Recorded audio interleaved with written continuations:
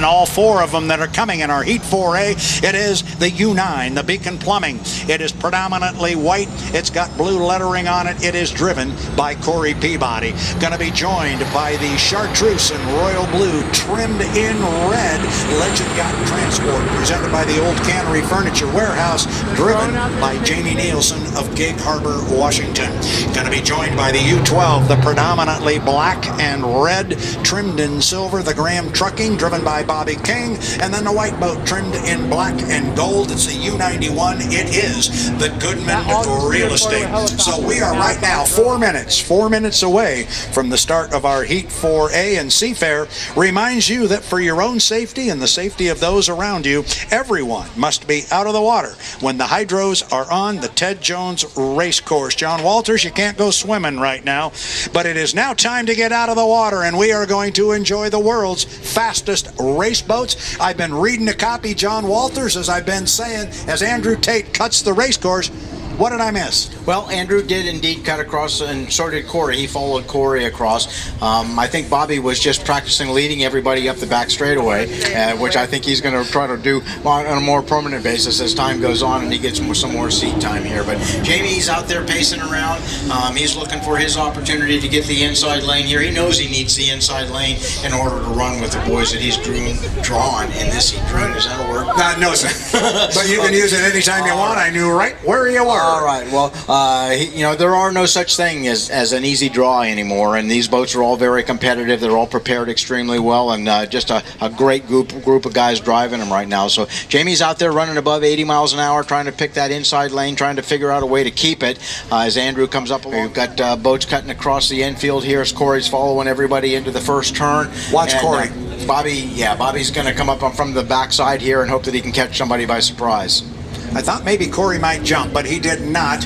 So they're 1, 2, 3, 4 through the lower corner. Jamie Nielsen's going to come off the exit pin right now. We are at 225 to the start. Then it's Andrew Tate coming up behind him, and interestingly, inside. A bit there, and everybody else is pushing really hard. So we may have a gun jumper here. We're going to have to take a look at that, and it's going to be under review, I'm sure. Yeah, I think Bobby King may have got across that line a little bit too early. The start is under review, but we'll call them the way they are on the water. And right now, the way they are is Jamie Nielsen is going to come out of that corner first. Nielsen is out first, but there is Tate on the outside. There's Corey in between them.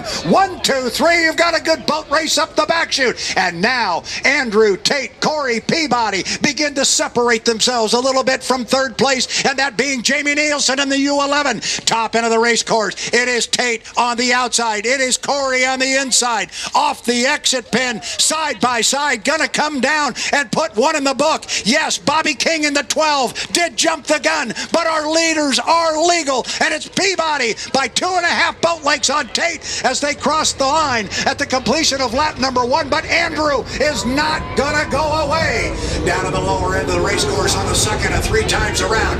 What do we got coming off the corner? Corey Peabody, but Andrew right there with him. Oh, this is as good as it gets. Here we go again, John Walters, and Andrew Tate is really showing me something on the outside as he's hanging with Corey, John. Yeah, he absolutely is, and actually Andrew's in control right here. He's got just a little bit of a lead. When he gets down there, he's going to be able to determine the lane that Corey's able to run in, because he won't let him drift outside. Now Corey's got a great lane, and he's inside there, and he's moving out from the buoy line a little bit to give himself some room. But these guys are after each other, and they're going hard side by side. Coming down to put 2 in the book with 1 to go. And if you can pick a leader, you're better than I am. Down to the low, and Tate is really flying the boat. Picked up the right side sponson, but he got it back down in the water before they got to the turn. That's what he's got to do. Corey on the inside. Where is Andrew? Where is he? He's right there with him. He's back about a boat length and a half. See if Andrew Tate can make one last run up the backstretch at Corey Peabody. Peabody, our national high points leader. Andrew Tate, our top qualifier. These are tall, and there goes Andrew. Andrew is pulled up alongside and taking the lead at the top end. Got a boat length. This is going to decide it. Got to try and hold him in tight. He does. Everybody hang on. Here we go. This is for the checkered flag. Corey in 1. Got to be Tater on the outside. And Tater is going to finish in second place, 2 boat lengths behind Corey Peabody. Oh my goodness. We've got a good race off the top end of the race course between Jamie Nielsen and Bobby King, but Bobby King jumped the start. He will have an extra lap to go. Oh my gosh, John! It's too much fun. It is too much fun, and that was really exciting. As they came down this front straightaway, there's very little wind right now on Lake Washington, but what wind there is was right in their face when they were coming down, and you could see that Andrew was flying that boat trying to not easy. What you saw out there is incredible. The fact that those two boats could go that hard with each other, that fast, with each other, completely in control, at times maybe on the edge of being completely in control or even in control at all. But that was amazing, absolutely amazing. And these drivers, these boats are so good, they make it look easy, and I promise you it is not. I really thought coming off the lower end of the race course on lap number 3, all of a sudden there was a couple of boat lengths between Corey and Andrew had dropped back, and I really thought that was probably going to be it. I thought that was going to be the end of it, and Corey would hold on. And by the time they got up to the floating bridge, Andrew had caught him and was a length ahead, and oh my goodness.